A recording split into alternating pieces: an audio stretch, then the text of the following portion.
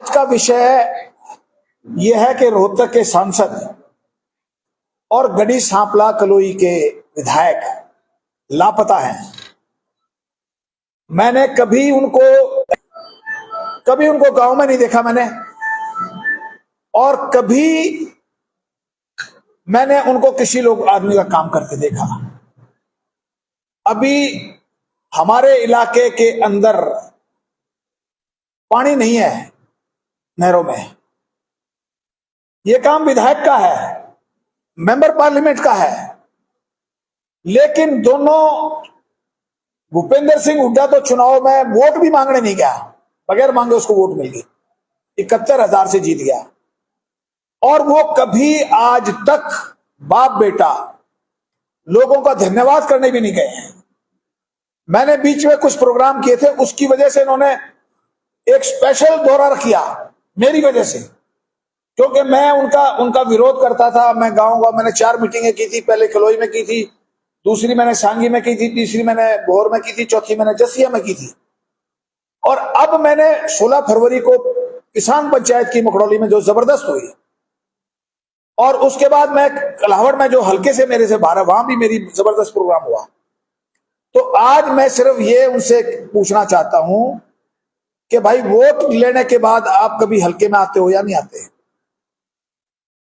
और दूसरी बात यह है कि दीपेंद्र सिंह हुड्डा लोकसभा के सदस्य हैं। सरकार ने वाकफ बोर्ड में सुधार करने के संदर्भ में एक बिल पेश किया, जिसका पूरे हिंदुस्तान में लोगों ने उसका समर्थन किया। ये भाई उसका विरोध कर रहा है। अरे, वोट तो आप उन लोगों की ले रहे हैं जिन्होंने वाकफ बोर्ड का जो बिल है उसका स्वागत किया है, और आप उन लोगों के खिलाफ, उनकी भावनाओं के खिलाफ आप पार्लियामेंट में उस वाकफ बोर्ड के बिल को आप उसका वो कर रहे हो, विरोध कर रहे हो। तो आपको इस्तीफा दे के आओ, आपको पता लगेगा कि आप कहां खड़े हैं। आज हालत ये है बाप बेटा की कि दोनों अगर चुनाव में इस्तीफा दे के दोबारा आए तो दोबारा नहीं जा सकते, ना पार्लियामेंट में जा सकते, ना विधानसभा में जा सकते। हालत दोनों की इतनी खराब है। आम आदमी उनको बहुत बुरी भाषा में बोल रहा है। जो किसान हैं वो कह रहे हैं कि इन्होंने गद्दारी की है किसानों के साथ, हमें तो बीजेपी के खिलाफ खड़ा कर दिया, आप बीजेपी की गोद में बैठ गए। ये मैं नहीं कह रहा, ये आम आदमी कह रहा है। तो मैं सिर्फ दीपेंद्र सिंह हुड्डा से पूछना चाहता हूं कि जिन लोगों की तुमने वोट ली है, उनकी भावनाओं के साथ आप खिलवाड़ ना करो। आप खिलवाड़ कर रहे हो।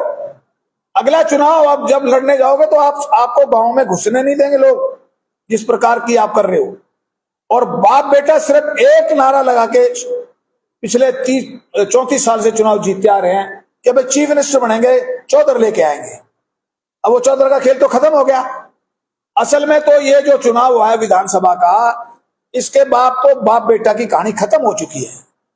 तो मैंने आज आपको इसलिए बुलाया था कि भूपेंद्र सिंह हुड्डा आएंगे, आज रुकेंगे रात को, कल आपसे रूबरू भी होंगे, हो सकता है आज भी हो जाए।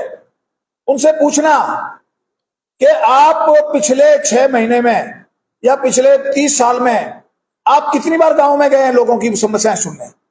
आप विधानसभा में कभी अपने इलाके की समस्याएं, एमएलए का क्या काम होता है? अपनी इलाके की समस्याओं को उठाना विधानसभा में, चुटकुले सुनाएंगे, शेरो शायरी करेंगे, लेकिन इलाके की समस्याओं के बारे में कोई कुछ नहीं बोल रहा है। पीछे कुछ तोड़फोड़ हुई, कोई वाली वारिस नहीं है गढ़ी सांपला कलोई का।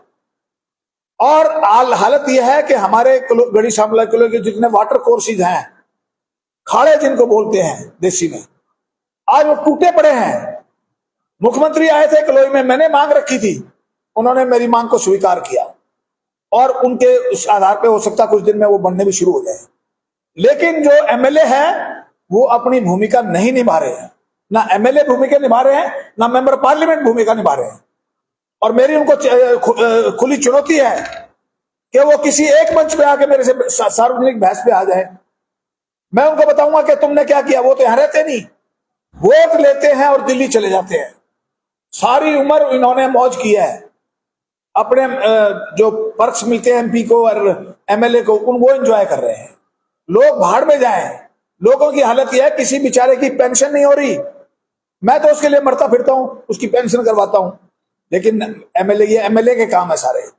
तो मैं सिर्फ आज उनको ये कहने के लिए आया हूं कि आप लोगों के बीच में जाओ, लोगों में बड़ी जबरदस्त नफरत है आज उनके बाप बेटे के नाम से। और आने वाला टाइम मैं आपको बता देता हूं कि बाप बेटा का बहुत खराब है, इनका खेल खत्म हो चुका है, इनका पॉलिटिकल कैरियर अंत हो चुका है, खत्म हो चुका है। आप इलाके में गढ़ी सांपला कलोई में, जहां से भूपेंद्र सिंह हुड्डा पिछले 30 साल से एमएलए है या मेंबर पार्लियामेंट है, अब वहां के लोगों से जाके पूछो लोग कितने लोग नाराज हैं उनसे। और मेरी खुली चुनौती है आपके माध्यम से कि भूपेंद्र सिंह हुड्डा, दीपेंद्र सिंह हुड्डा, सारे एक तरफ और मैं अकेला एक तरफ, मैं सार्वजनिक बहस के लिए तैयार हूं। उन्होंने इलाके के लिए कुछ नहीं किया, उन्होंने रोहतक के लिए कुछ नहीं किया, सिर्फ अपना घर भराया उन्होंने, इसके अलावा कुछ नहीं किया। ये बात मैंने कहने के लिए आपको बुलाया है। आप जो भाई कोई सवाल जवाब पूछना चाहे तो मैं उनका जवाब देने को तैयार हूँ। अगर आप कह रहे हो कि भूपेंद्र सिंह हुड्डा गायब है, लापता है, आपके हिसाब से है कहाँ वो? मुझे क्या पता, वो आप पत्रकार हो, आप पता है, वो दिल्ली में है, वो तो दिल्ली में रहते हैं, यहाँ रहते हैं नहीं। वोट यहाँ लेते हैं, लेके दिल्ली में बैठ जाते हैं बाप बेटा, यहाँ उनका कोई पता ठिकाना ही नहीं है। यहाँ तो आएंगे 6 महीने में एक बार आएंगे, 2-4 लोगों से मिलकर, आपसे बड़ी मुश्किल से मिलते हैं। आप पत्रकार, कल वो जरूर प्रेस कॉन्फ्रेंस करेंगे और 100% मैं आपको बताऊं, मेरी बात का वो जवाब नहीं देंगे। और ये बताऊं, अगला चुनाव बाप बेटा को ना विधानसभा में भूपेंद्र सिंह हुड्डा जा पाएगा, ना लोकसभा में दीपेंद्र सिंह हुड्डा जा पाएगा। चुनाव में बुरे नारे लगे कि कांग्रेस ने काम गिरवाया, उन्होंने स्टेज पर ये काम किया है, आइए हमने बनाया, इतने काम किया, वो हमारे करिए कांग्रेस ने काम हुआ, आप कह रहे हैं कि काम नहीं। मुझे बताओ, जिन लोगों ने वोट किया है आज उनके खाड़े टूटे पड़े हैं, कोई हॉस्पिटल नहीं बनाया 5 साल में, कोई बताओ ना, कलोई कितना बड़ा वो है, कलोई है, पर उन्होंने क्या किया? काम करके दिखाओ, मेरे साथ चलो कलोई में, मैं आपको लेकर। अरे 10 साल उनकी भी तो सरकार थी। आज भूपेंद्र सिंह हुड्डा के गांव में पीने का पानी नहीं है। आज अरे भाई साहब, मैं कहता हूं, अरे भाई साहब, उसके 10 साल में उसके 10 साल में जो काम कराए हैं उन्होंने, वो गलत कराए हैं। नहरों, सारी जितनी भी नहरों की टेल है वो सांगी में ले आए, आज सांगी के अंदर पीने का पानी भी नहीं है। ये हालत खराब है। बीजेपी सरकार ने क्यों नहीं बनवा रही? अरे एमएलए से पूछो ना ये बात, मेरे से क्यों पूछ रहे हो? अरे एमएलए, मैं कहता हूँ ये सरकार तो काम करा रही है खूब, एमएलए क्या कर रहा है मुझे बताओ, एमपी क्या कर रहा है? आज तक दीपेंद्र सिंह हुड्डा ने एक बार भी लोकसभा में रोहतक जिले की आवाज उठाई है क्या? भूपेंद्र सिंह हुड्डा शेरो शायरी तो कर लेंगे, वहां चुटकुले सुनाएंगे कि भाई फलाना ऐसे था, फलाना। आपका कहने का मतलब ये है कि सरकार काम नहीं करवा रही है क्योंकि लोकल एमएलए जो है वो आवाज नहीं उठा रहा है। क्या ये क्षेत्रीय भेदभाव के तौर पर देखा जाए? अरे भाई साहब, एक एमएलए को आप किस लिए चुनते हो? इसलिए चुनते ना वो इलाके की आवाज उठाए। अब मैंने सैनी साहब से कई बार कहा, मैं ये करो, वो करते हैं। वो कहते हैं तुम्हारा एमएलए क्या कर रहा है? 2 करोड़ ग्रांट भी मिलती है, कहाँ गया दीपेंद्र? का क्या कर रहा है मुझे बताओ। आज सांसद बीजेपी का पार्टी के नेता दावा करते हैं कि सबसे ज्यादा जो पैसा खर्च किया है वो गढ़ी सांपला की करती है। दूसरी तरफ आप कहते हैं कि खाल भी टूटे पड़े, हालत। अरे भाई साहब, मैं करवा रहा हूँ ये काम, मैं करवा रहा हूँ। मैंने कम से कम 40 खाड़ों के मैंने एस्टिमेट पास करा के मुख्यमंत्री के कलोई की सभा में, आप लोग थे, उसके सामने मैंने रखे थे। और मुख्यमंत्री ने कहा कि मैं सारे के सारे की मैं वो करा के डिपार्टमेंट से मैं करवाऊंगा। अरे हम तो करवा ही रहे हैं, लेकिन एमएलए क्या करता है? मुझे एमएलए की भूमिका क्या है? क्या सिर्फ वो एमएलए का काम वहां चंडीगढ़ में जाके अपने मौज मस्ती करके और दिल्ली में आप रहो, यहाँ लोगों क्या है कि एक छोटी छोटी पेंशन के काम है, छोटे छोटे काम है। मैं जाके मैंने 200 लोगों की पेंशन कराई है अभी पिछले 5-6 महीने। प्रशासन क्या कर रहा है?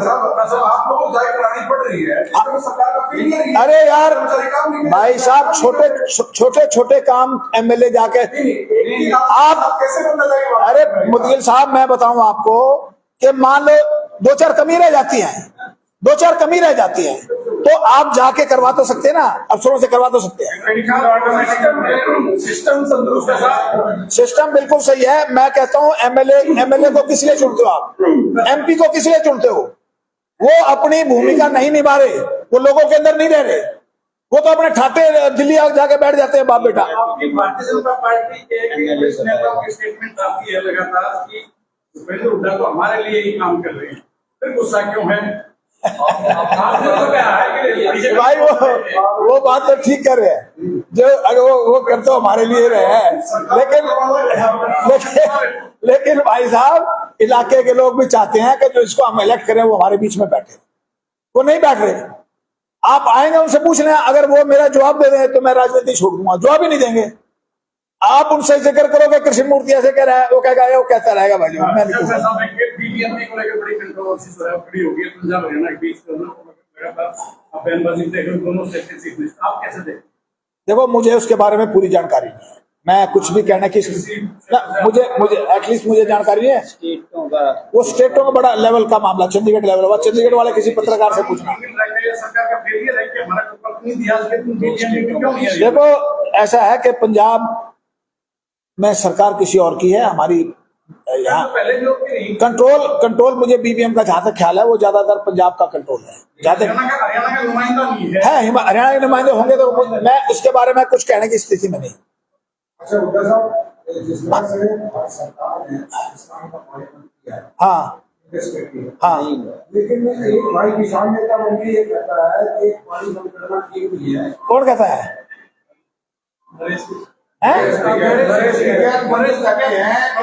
टिकैत कहता है। वहाँ के किसानों को तो आत्मा ऐसा है, जो फैसला किया है सरकार अच्छे कदम उठा रही है, पाकिस्तान को सबक सिखाना है, हर हालत में सबक सिखाना है, और ये पानी इतनी जल्दी बंद नहीं हुआ, टाइम लगेगा, लेकिन ये 1 साल लगेगा है ना, 20 साल तो नहीं लगेंगे। हाँ लगेगा, सब कुछ होगा। इनको पाकिस्तान को सबक सिखाना है, हर हालत में सबक सिखाना है, तो ये जरूरी है। हमारे लोग तरफदारी करते हैं, क्या उनके किसानों ने ये कहा कि हमला? अगर कोई उनकी तरफदारी करता है वो गलत है, चाहे वो नरेश टिकैत है या राकेश टिकैत है, कोई भी है, उनकी तरफदारी करना ठीक नहीं है। जो उन्होंने जघन्य अपराध किया है उसको देखते हुए तो जो आदमी उनकी तरफदारी करता है वो भी अपराधी है, इसलिए उनको किसी को इस समय नहीं करनी चाहिए उनकी तरफदारी। कांग्रेस ने सोशल मीडिया पर एक पोस्ट रिलीज किया कि पीएम का से कंट्रोवर्सी क्रिएट उसको विड्रॉ कर लिया गया। कांग्रेस तो अब आपको क्या कहना है, कांग्रेस के बारे में कुछ नहीं कहना चाहता, आपको सारी बात पता है। मैं कांग्रेस में रहा हूं 50 साल। आपसे उम्मीद करते हैं कुछ हो गया। उधर साहब आपकी जो बीजेपी है उसके बाद जो है खालेदा रिजवान का पद किया गया। अरे चीफ मिनिस्टर ने अनाउंस किया है कलोई के अंदर कि मैं सारे खाले ठीक कराऊंगा, लेकिन मैंने उनसे बात की थी, मुख्यमंत्री कहने लगे तुम्हारा एमएलए क्या कर रहा है, वो तो वहां असेंबली में चुटकुले सुनाता है, अब लोगों की बात तो करता नहीं, ना दीपेंद्र करता कभी, उसने कहाँ बात की है। और मेन बात यह है कि अब मेरी अगली सभा टिटोली में होगी। दीपेंद्र ने जो वाकफ बोर्ड का विरोध किया है, वाकफ बोर्ड में बड़े भारी घपले थे, बड़ा भारी भ्रष्टाचार था, उसको खत्म करने के लिए नया बिल आया है और सारा देश उसका स्वागत कर रहा है। ये दीपेंद्र जो उसका खिलाफत कर रहा है, तो इसको हम बिल्कुल इसकी जो करतूतें हैं उनको नंगा करेंगे, लोगों के सामने बताएंगे कि ये आदमी वाकफ बोर्ड का जो बिल सरकार लेके आए उसका ये विरोध कर रहा है। तो सुप्रीम कोर्ट ने रोक क्यों लगाई है? कहाँ रोक लगाई है? कहाँ रोक लगाई है? उसके कार्रवाई पर नोटिफिकेशन कहाँ लोग?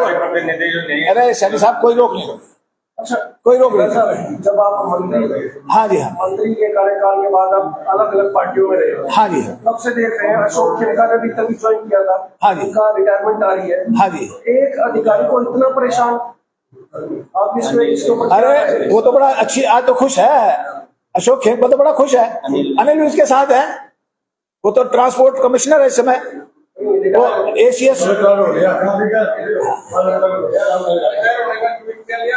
नहीं, मैं ये पूछ रहा हूँ उनका जो कार्यकाल रहा 57 ट्रांसफर रहे हैं, तो सिस्टम की लापरवाही करें क्या करें, इतना परेशान किया जाता है? नहीं, देखो वो तो हर सरकार में, वो रोहतक में भी रहा है, रोहतक में रजिस्ट्रार था वो एमडीयू में, और यहाँ उसके फादर की भी पता नहीं डेथ हुई, कैसे हुई क्या हुई, वो कंट्रोवर्सी में रहा मामला पूरा। ठीक है जुड़ा साहब, बड़ा धन्यवाद, बहुत बहुत धन्यवाद। ओके।